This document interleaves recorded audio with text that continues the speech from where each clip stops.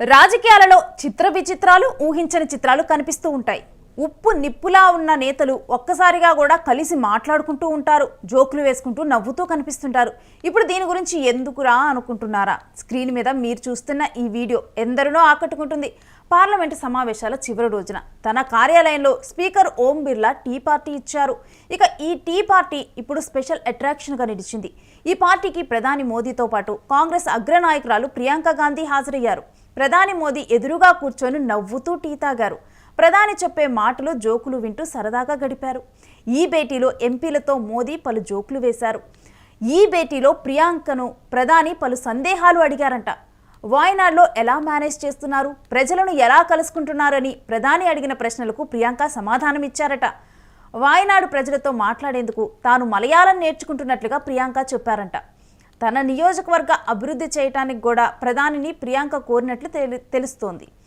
ఇక ఇటు విదేశీ పర్యటనల గురించి ప్రియాంక అడిగిన ప్రశ్నలకు కూడా మోడీ సమాధానాలు చెప్పినట్లు అధికార వర్గాలు పేర్కొంటున్నాయి.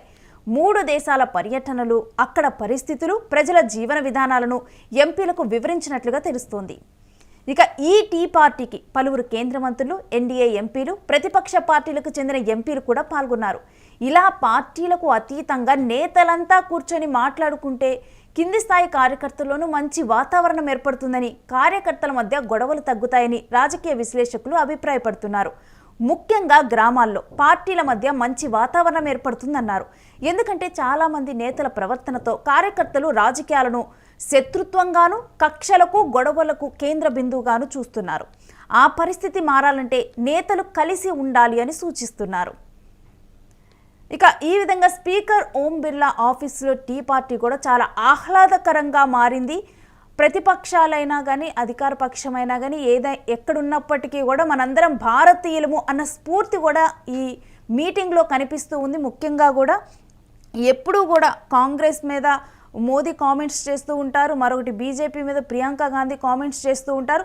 అంటే మన పార్టీ పరంగా చూసుకున్నా కానీ బీజేపీ సిద్ధాంతం వేరు, ఇటు కాంగ్రెస్ సిద్ధాంతం వేరు.